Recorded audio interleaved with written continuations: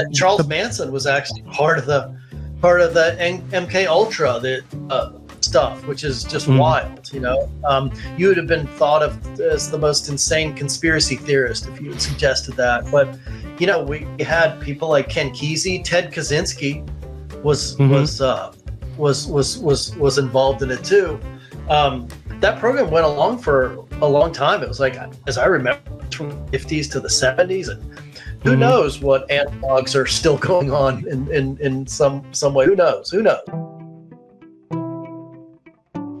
The death of God is about the drying up of a horizon of meaning and of a whole form of human life. Where do we stand in the illusion it makes? What kind of space are we invited into? The material relations between people become social relations between things. When we look at toasters, corn, and TVs, we still, to a large extent, live in the interregnum between worlds, if you will, or between paradigms. Not many people in the history of the world have faced that. Diet Soap is a Sublation Media podcast. All right, so I'm here with David Blacker. David Blacker is a professor of philosophy and legal studies at the University of Delaware. He's the author of The Falling Rate of Learning and What's Left of the World, and now his new book, Deeper Learning with Psychedelics. He is a returning guest to my podcast. He was a regular on the original Diet Soap podcast. He was a guest on the Zero Books podcast, the Zero Books version of the podcast for a while. He is a man who got me the job at Zero Books so thank you, David, again, even though I'm no longer there.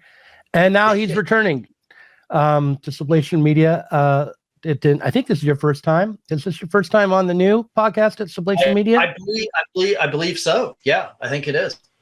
Well, I waited too long to have you on, but I'm glad to have you back on and talk to you again. We were catching up before you pressed record. But listen, it's like it makes me nostalgic to take a look at your book, Deeper Learning with Psychedelics. People who haven't been watching this podcast forever may not know that in the early days of the Diet Soap podcast, I split my time between talking to leftists and socialists and Marxists and philosophers and talking to psychedelic gurus and New Agers and conspiracy theorists on the original Diet Soap podcast. This is right in between. It's right down the middle. This would have been perfect for the 2011 version of Diet Soap, but so we're back here again. So it's nostalgic on several levels here.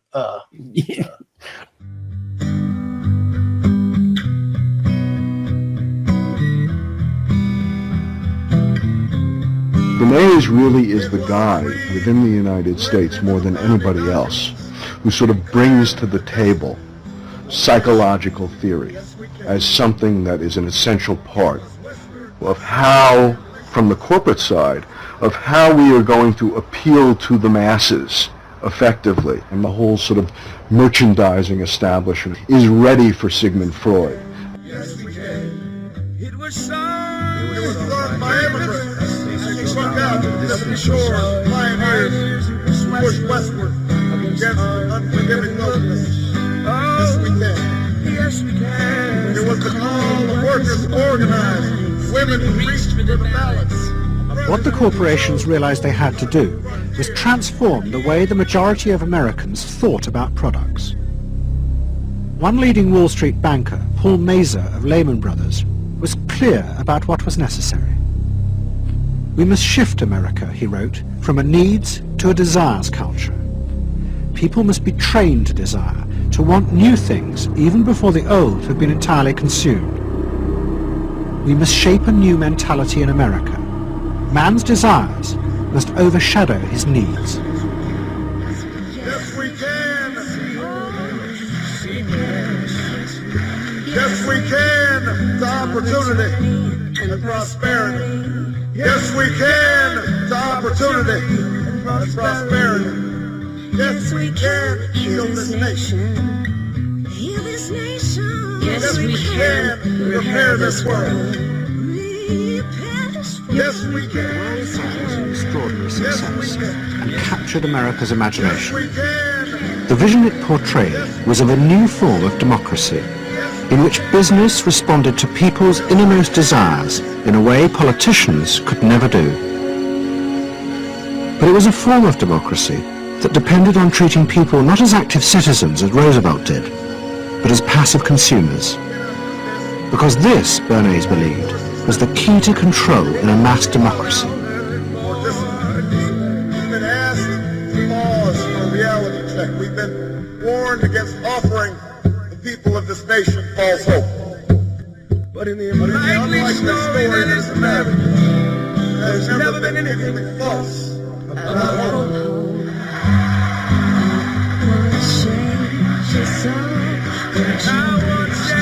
So democracy is reduced from something which assumes an active citizenry to the idea of the public as passive consumers, driven primarily by instinctual or unconscious desires, and that if you can in fact trigger those needs and desires, you can get what you want from it.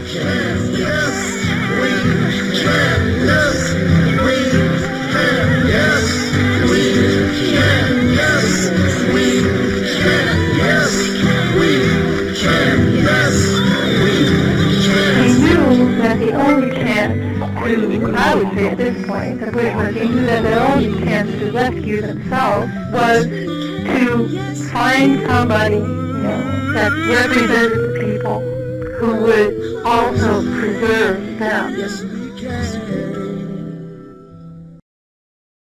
The way we know each other is because you were listening to the early podcast and reached out to me and told me about Zero Books, and I had you on a few times for your original Zero Books book. But I'm wondering, how consistent has your interest in psychedelics been all these years, and what brought you to write this book today? Thanks again. I echo all the things that you just said. It's great to be back. It is indeed nostalgic on several levels, personal level too. And you just reminded me of that. Those are kind of like the Wild West days of podcasts, right? Back in early 2010s, when especially that particular stew with like people like KMO and where there was that kind of almost mix of kind of oddity sorts of issues, sorts of issues with politics. Blacklight in the Attic, the Psychedelic Salon. Lorenzo Haggerty, right? And what was KMO's podcast called? It's still, I think, called the Sea Realm, isn't it? I mean, I think he's still got some version of it. Okay, because I was on that one. I was a regular on that one too back then. Yeah, right. And and then there was like Red Ice Creations and the Gnostic Media podcast and all sorts of dubious fellow travelers. Well, but I love that. I thought it was a great sort of stew of kind of challenging, fun discussions that were going on, I did too, and I just think Red Ice Creations and Gnostic Media became kind of alt-right over time, and but when I first entered that scene, it was like I was going to be the Marxist. I was saying, hey, there's something just as wild and crazy as the psychedelic experience and these mystical ideas. It's called Marxism. It didn't really.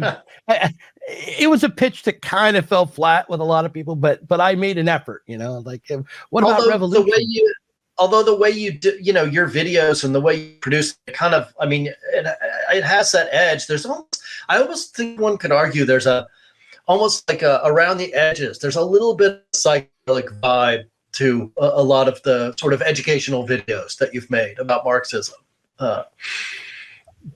Yeah, people say that they get stoned and watch them sometimes. So they're a very good high. It's like I once heard Joe Rogan and many people will boo and hiss, but I kind of like Joe Rogan. Certainly on psychedelics, I think he has a lot of interesting guests on psychedelics issues. Mm-hmm. He once said about UFOs. He said UFOs are really good high.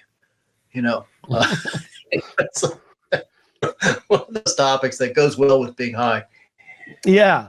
Oh, talking about them. I mean, seeing them high probably be pretty good. No, I think he meant watching UFO documentaries high. That's No, yeah, of course.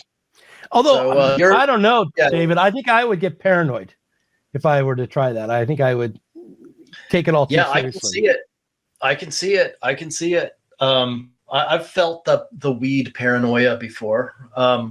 But anyway, I guess speaking of, I should answer your question, which is like, okay, why the psychedelics? But, well, I mean, I've had a long-standing personal interest in psychedelics. I'd say maybe two phases. One, when I was younger, like in college, I went to school at University of Texas in Austin, and so lived in Austin back in the day, kind of like the Richard Linklater Austin, that's sort of my Austin, in fact, some of my professors are even in his movies, that sort of anarchist, sort of crazy. And it almost seems like it practically comes with the territory of being a kid in Austin in the 1980s, is thinking in terms of psychedelics, I would say. I talk about some in the book. I mean, I remember friends would go out in the spring and literally bring back hefty trash bags full of psilocybin mushrooms that they had gathered on local farms, and they hose them down, like literally, like the black yard bags, those huge, because you just go out, you jump a fence of some ranch and a cow pasture, and there they are growing in the cow patties. And you just quickly pick them up until the farmer chases you off. And so there was a, even though the 1980s isn't considered, if you look at the history of psychedelics,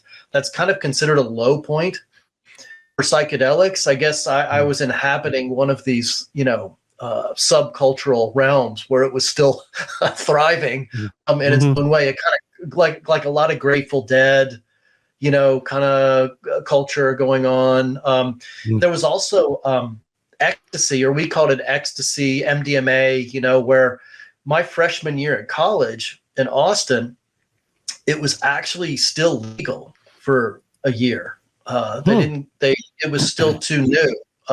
So we felt, we were pretty cutting edge, right? It was like, hey, there's this ecstasy stuff, and they didn't get around to making it illegal until like the next year. So, so there was definitely a drug culture that veered into psychedelics there. And so I had a period of personal, interest and experience back then. And then that kind of became, I guess, I kind of left that, and I wasn't really, that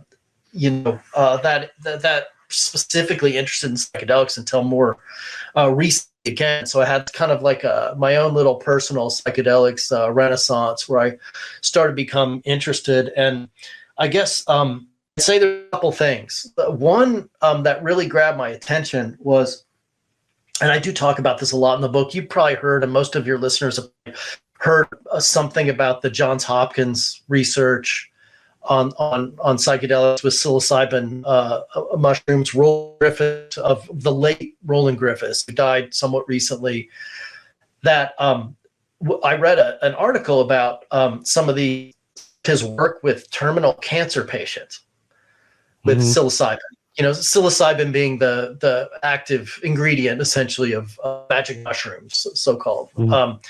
And they were doing these studies at Johns Hopkins, and you don't get more prestigious or serious than in terms of medical research than Johns Hopkins University. And so one takes notice, and this research with the terminal cancer patients found that they decreased in death anxiety. If we're talking about an experience that can decrease death anxiety in terminal cancer patients, I think that's serious. The kind of central problem that I encountered right off the bat that really kind of focused me was people claim to have profound experiences on psychedelics. It's the most common thing in the world. You go on YouTube's a great source for all kinds of trip reports and people relating their experiences with various substances and a lot of people, it's very common to hear people claim that they've had very profound experiences on psychedelics that have altered their outlook on the world or have changed them in some profound way. Yet, notoriously at the same time, it's very hard for them to articulate exactly what those changes are. Like you ask, okay, can you really explain how has this changed life? What is it? It's usually almost embarrassing, that it's hard to articulate, and it's sort of like ineffable or some deep change that's hard to put your finger on. And to me, as a philosopher of education, that's my area, that to me sounded like a really interesting and profound educational problem, because you have people, because usually when we claim to learn something, we can articulate what we've learned. In fact, if you can't articulate your knowledge of something, that's maybe a good indication that you actually don't know what the hell you're talking about. You can't actually articulate it to someone. So usually it kind of comes with the territory of saying, oh yes, I've learned this, or I now have this understanding that I can actually then explain it, perhaps even teach it to someone, I can articulate it in some way. Yet we have all these people who are, there's no reason to question their sanity or their intelligence or anything like that, claiming they've had these profound learning experiences through these drugs, yet they aren't able to articulate it. So that to me is an interesting philosophical question, really. It's like, what is the nature of these profound learning experiences that seem resistant to articulation in the normal sense? And I really wanted to try to focus in on that and try to make sense of what might be going on when people are claiming that they are learning from psychedelic experiences. Well, that's interesting. The two things come to mind. One is from your book, which is this idea of epistemic loosening. The epistemic loosening, yeah. But before we get to that, Robert Wright, who has his own podcast, he used to run Blogging Heads TV, former editor of the New Republic, someone who's written about mindfulness and meditation, but also about politics a lot. Once did a podcast that I listened to where he was discussing, he's fascinated with the question of what is consciousness. So along with politics and these other topics, sure, come back around to what is consciousness. And he described doing whippets. You know what whippets, those, it's like a gas. From the whipped cream canister. Yeah. And he said, I remember a bit a degenerate phase in high school when we were getting those. Yeah. Yeah. He said, I did whippets. And when I did whippets, there was this, it gave you this blast of kind of reverie and euphoria and maybe something along the lines of a hallucination, but mostly it gave you the sense of having some sort of profound revelation and coming across some deep wisdom. But when you tried to articulate it or recall it, I could never discover anything there. There was no substance, but it was just a deep sensation of revelation and wisdom. And he said, so he wonders if there might be a part of the brain that when stimulated gives you the emotional feeling of having received wisdom or having had an epiphany that usually would come along with some idea, and could be just stimulated directly in some way. What are we going to do today? We're going to stimulate your electrodes sequentially and see what happens.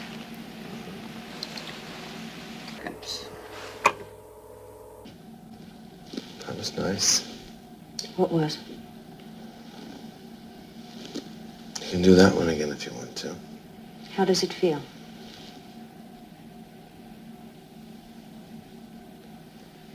You know, you're really a wonderful person, Dr. Ross. Thank you. Very attractive, too. I don't know if I've ever told you that. So there's that question: is are these people having that kind of? Yeah, in psychedelic sort of philosophy of psychedelics, which is a very nascent area, there's only a handful of philosophers, but some are very good philosophers. They sometimes it's called a problem of veridicality. You know, like, you know, is it just bullshit? You know, basically, and right. You know, and like you have revelation, and is it false? You know, how do you know whether it's false? And you can see, obviously, you're into some basic philosophical questions there. And then further, a kind of meta question: doesn't matter whether or not it's bullshit. And that's especially raised in the context of psychedelic therapy. Like, well, what if those terminal cancer patients, the revelation kind of bullshit, but it actually helped them face death and comforted them? Is like who are we to, you know, maybe that's okay. I was educated in the tradition of continental philosophy, French, Germans, or, you know, Heidegger, Sartre, Nietzsche, you know, all that stuff. And I'd never come across this story about Sartre, Jean-Paul Sartre, where he was an early adopter of mescaline. You know, the active ingredient in peyote, but it can also be lab synthesized. And that was going around Parisian intellectual circles in the 30s. They were, you know, they were tripping on mescaline. And he really overdid it. And I think it was like 36, 37, right around there, 1936, 1930. He really overdid it and kind of like fucked himself up. When I used psychedelics in the 90s, it led me to study philosophy. After reading Robert Anton Wilson and taking LSD and psilocybin mushrooms, had a couple bad trips, and I decided I really needed to figure out what reality really was. So I got a philosophy textbook and started to read about metaphysics and epistemology and things like that. And I didn't find an answer, but not ultimately. I mean, maybe once a week I think, oh yeah, I believe it. I believe Hegel's argument, or I believe this, or whatever.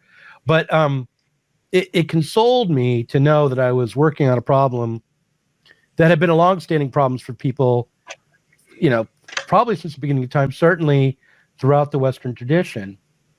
So I do think that the one thing psychedelics might do by giving you these hallucinations and making you confront the fact that your perceptions aren't so fixed, that the world is perceptual and that you can alter those perceptions, is that it might lead you to philosophy. Yeah, exactly. And I think, and I actually, the talking about is exactly how I frame the chapter on what I'm calling epistemic loosening is way back to the pre-Socratics, Heraclitus and the rest. I think it's that basic impulse and experience is the beginning of philosophy in the Western tradition. I find that very, very, very, very fascinating because, you know, if you remember the pre-Socratics, anybody who remembers those in school, the part of what was going on with the pre-Socratics, where we have these fragments, you know, of the first philosophers and so on, or those considered to be the first philosophers in the Western tradition. And they sort of come across as possessing this zeal to find the sort of one substance, you know, that is what is really real. Like, is it water? Is everything water? Is everything fire? Is everything, you know, air? Is everything, you know, atoms? Is everything this or that and the other? But what's especially fascinating about that basic turn of mind is that it implies a recognition that there's a problem there. You know, there is a problem of reality that we experience and perceive may not be the really real, and that there's a need to dig beneath surfaces. So to me, that's really what's especially fascinating about that phase, and what accounts for that. Just to me, it's a deep mystery that is super fascinating, which is, where does that impulse come from? To all of that philosophical impulse in the Western tradition. And there are other traditions where it comes around in different ways, but in the Western tradition, it comes in the form of these epistemological questions, about how can I know what I know, or what is knowledge versus what is false, and just these things, of course, were perceived like by anybody. You don't need technology or anything like that. You put a famous example, right? You put a stick in the water, and it appears bent, right? But you kind of know it's not actually bent. But all of a sudden, there's this bentness to the stick in the water. But what does it take to use a word that I don't normally like, to problematize the bentness? Like say, well, okay, now there's a problem that's been opened up, namely the difference between my perceptions and quote unquote reality. And I think there's a deep affinity between that basic initial impulse to philosophize and what you described with some of your experiences, like the first time on, say, low dose psychedelics, where you start, there's a waviness of perception and things kind of like, that's a famous thing, that kind of waviness perception when you're on something like LSD or mushrooms, and you start to have that experience that, wow, my perceptions can go off in all sorts of directions. And am I perceiving what's really real beneath the everyday, or am I off in some kind of dream world that's farther from what's real? Which is the dream and which is the waking reality, et cetera, et cetera. Mm-hmm. Right. I mean, one of the memories I have of taking philosophy at Portland State University in the 90s was a classroom where we were discussing Bishop George Berkeley and what it would mean if everything was simply perception, right? Rather than grounded in some material substrate. And having to confront the question of why things look smaller when they're further away from you. Like the realizing that, that's a question like that itself tells you that your perceptions and reality are not actually completely aligned, that there's an interpretation. Right. You're like, oh, the people in the distance are this tall. They're not really that tall, right, exactly. But but if George Berkeley was right, then the question is, well, are they that tall? In fact, if everything is just a perception, or if God sees me go further away from him and I get smaller, am I actually getting smaller, at least in terms of God's ultimate perception? So there are all these, but the real point of bringing that up was not to relitigate the question. Of course, we decided that to believe that might be, if we were forced to believe that through Bishop Berkeley's immaterialism, then maybe there was something wrong with his immaterialism rather than with our understanding of the world. You actually said something a little while ago that is along these lines. What psychedelics bring, I think, is a more comprehensive experience than a mere cognitive, the mere cognitive dissonance. The mere intellectual perception of the small people in the distance, or the bent stick, or whatever. Because we can discuss that. We can note it intellectually. We can note, oh yes, intellectually, yes, this is interesting. Yet I know that the stick is actually straight because I take it out. We can have that sort of intellectual experience. What I think, and sometimes I think this is underestimated with psychedelics, is that it's not just a cognitive experience. It's an emotional experience. It's an experience that is bodily. It's corporeal. It's an experience that you undergo in a more comprehensive way than merely an intellectual experience. And I think that causes it to have a much more, potentially to have a much more profound effect in terms of really causing one to, what's the phrase? They were using this phrase during the UFO debates. Some of you remember that, like the David Grush, the UFO hearings. Yeah. They were using this phrase, ontological shock. Ontological shock, right? Ontological shock. Ontological shock.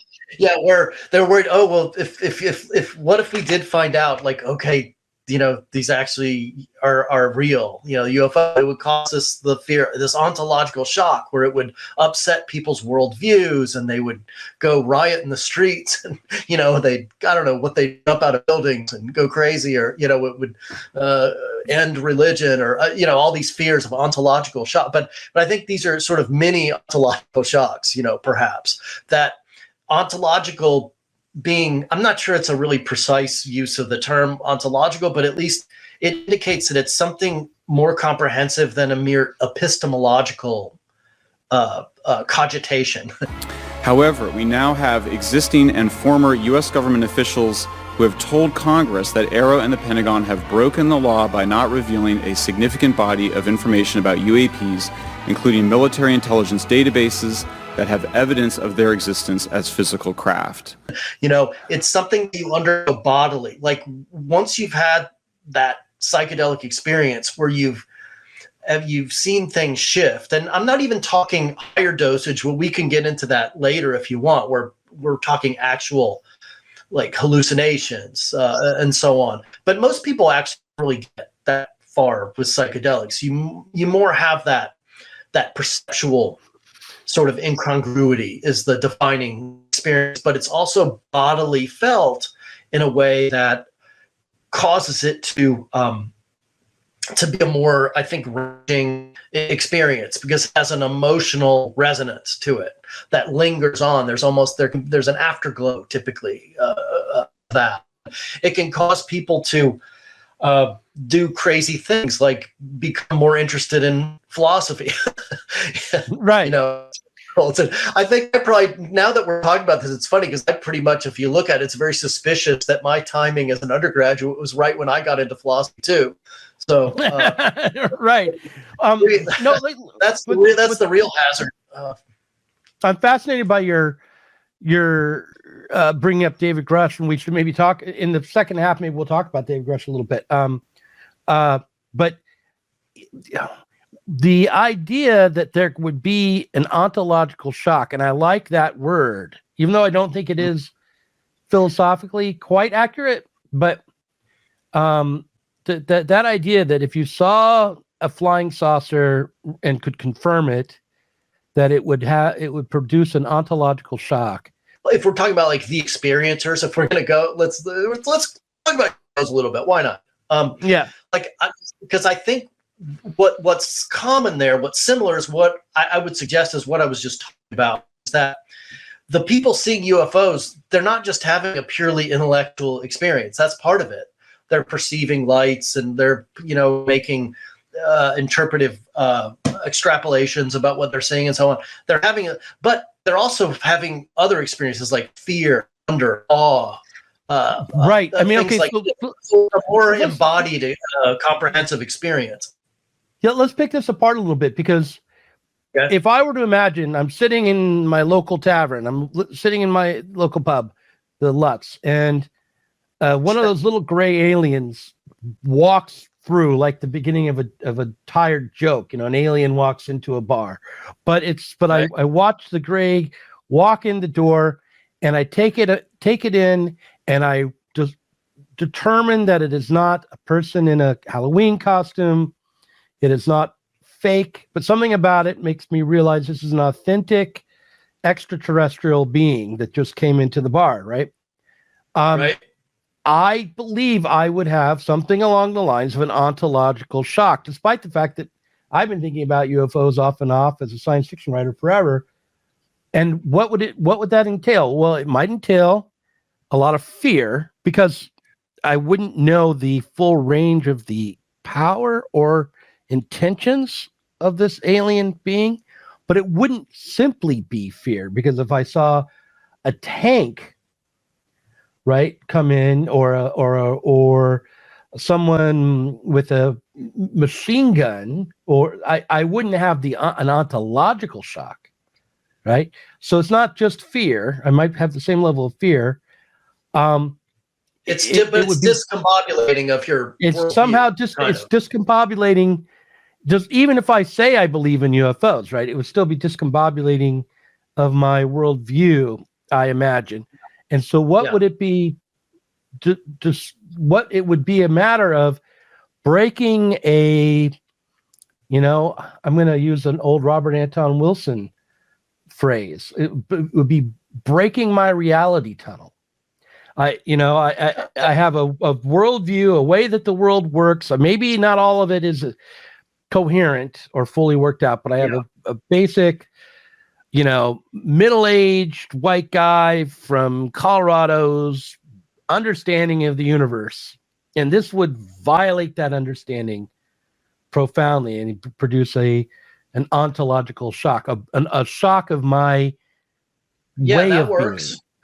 being. Way of being, not so much, not my real, substrate, substance of the world, but my epistemic and cultural way of being in the world, or something like that.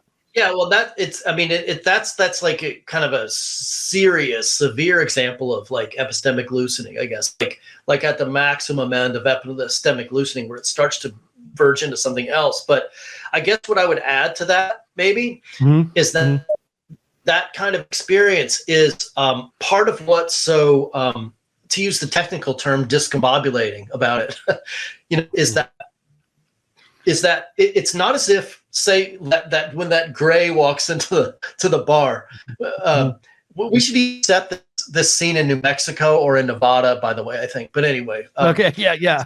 Well, no, they'd be used to it there. If it happened here in Portland, I'd be really shocked. But go on. That's true.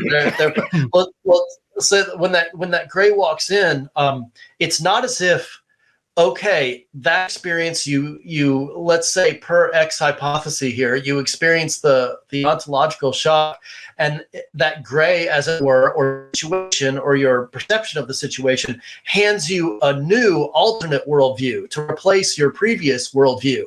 That's not what happens, I think, for this or other kinds of severe, what we might term as ontological shocks. I think what happens, and so disheveling about it and disconcerting, is that you're left in this kind of fluid state of your previous worldview is challenged severely, and the damage seems to be occurring at multiple levels, but you're not even sure what comes next.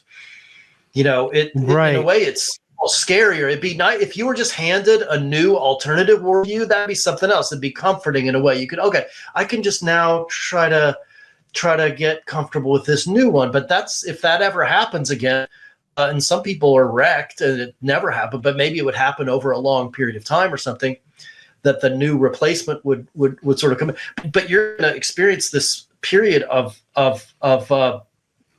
like a gap or a liquidity or an interregnum, where you're not going to have anything to replace it. And that's, I think, is very scary for anybody to experience something like that, even if you're not specifically scared that the gray. So we're not talking about like scary in the sense that the gray is like innocent or threatening to you or whatever. It's just that your worldview is being dissolved, and you don't have at that time anything on the horizon to replace it with. Right. Yeah. And I mean, that's maybe where the UFO analogy, or the gray alien analogy breaks down, because you can imagine the gray alien walks into the bar, and he says, I just flew in from Zeta Rectuli, and boy, are my arms tired. And, he orders a beer, and then he explains where he's from, and we go, oh, okay. And it's just a slight adjustment. Now there are alien people who are going to buy beers. But with the psychedelic experience, this ontological shock actually might, by being less specific and not as easy to fit into a narrative, it might be even more profound and create a loosening, which could be troubling or not, depending on how you decide to. That's right. Well, and that's kind of the way I set up the book. Is like kind of, okay, let's. I pre-requested another beer from my wife Carrie, so I'm thanking her. Yeah. And that's kind of the way I set up this book in a way, is like going through these different experiences. So the way I, at least address this situation in the book is there's the epistemic loosening, which I definitely associate with, I think, Socrates, Socratic questioning, etc.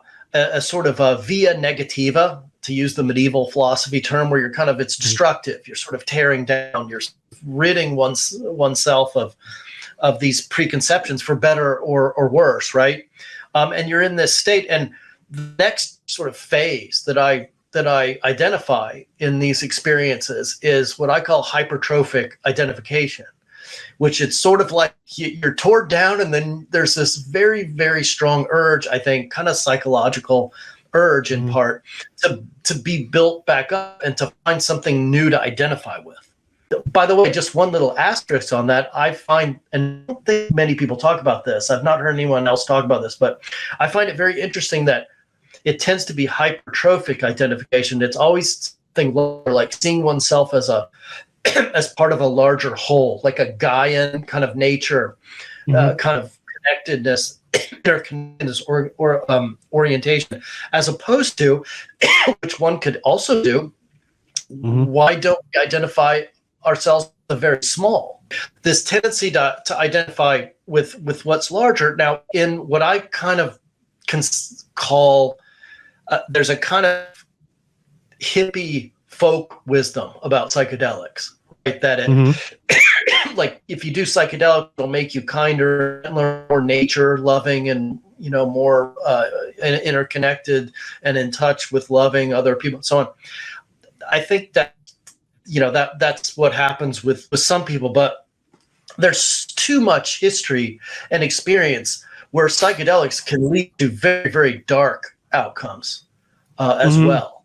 So, what ended the 60s arguably was the Manson cult, which was basically an LSD cult. There are plenty of instances like Manson, other groups where psychedelics have been used to enhance sort of group bonding, or that hypertrophic move to identify with something larger could also be to foster and sort of cement identification with a leader, or an ideology that's not so kind and gentle. Fascists are known to have used psychedelics as a group bonding experiences and so on. But to me, what's in common, and I think the problem with the hippie conventional wisdom about Gaian nature orientedness is I just don't think it's inherent to the drug. I think they're kind of projecting stuff that they already have with their so-called priors, their own background knowledge, and I don't say that disparagingly, because I've felt that myself. I tend to go to a nature type experience often when I'm having these trips, but I think that's just because I'm part hippie nature, deep down, and it kind of brings that out. But I there's kind of a little debate, I guess, within psychedelic theorists or people who try to get their arms around what's going on, is that our psychedelics are they inherently toward any particular experience? Like, you get people who will say, "Oh, if only, the Palestinians and the Israelis would do ayahuasca together, then they'd realize you really have." And there are studies, there are even some experiments, that people have tried to do things like this. And you get believe if all the world leaders were dosed with psychedelics, the world would be a better. I disagree with that. I think psychedelics. I'm in a tradition which there's you may have some of your listeners may, or should I say viewers, listeners and viewers? Well, few listeners and viewers, yeah, both. Okay, may have heard of Stanislav Grof, the psychologist, who's very big and psychiatrist. Actually, he's very big. His view is that psychedelics are what he called a non-specific amplifier of one's own worldview, one's own basic priors, preconceptions, presuppositions, etc. And I'm in that camp. I think what psychedelics do in this hypertrophic identification stage is they surface more what's deep within you in terms of your own sort of tradition, cultural background, ideas that you have, and they can bring them up and bond you to them. But I don't think there's nothing inherent in the drug. I don't think it leads you to love, understanding.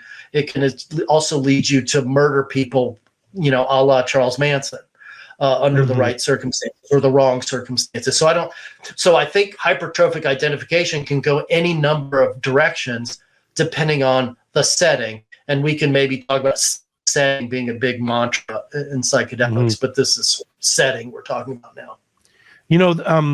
Ryan Roth, the man who was recently arrested for attempting to assassinate Donald Trump. Right. Produced a video about why he dislikes Donald Trump so much. And what he says is somehow Donald Trump just doesn't understand how we are all one being, we're all connected, that there is no separation, and and so he's on the side of just evil and disconnection, and so this idea that of what did you call it, the hypertrophic identification, yeah. It does not necessarily. I have to come up with convoluted, erudite sounding, right? Yeah, so. Hypertrophic identification. In order for it to really be efficacious in terms of changing one's behavior, you may need to have a tendency towards rigor and consistency. As along with your hypertrophic identification, or else you'll end up doing something like we're all one being except for Donald Trump, or we're all in the melting pot of humanity together except for the Jews, or something like that. And that's right. So that's right. Yeah, hate no home here. With those signs, you probably have those, but we have those in our net. I live in a very liberal area too. We have like the hate, except for it's okay to hate Republicans and Trump supporters. Right. So we're about coming up to an hour. You're going to do a second half with you in a little bit.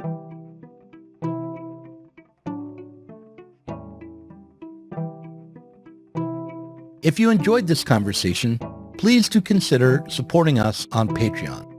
Our patrons help to make sure that Sublation Media can continue to provide interviews, videos, books, and articles that are critical of the left from the left. If you are tired of remaining stuck within bourgeois ideologies and politics, help us sublate them both.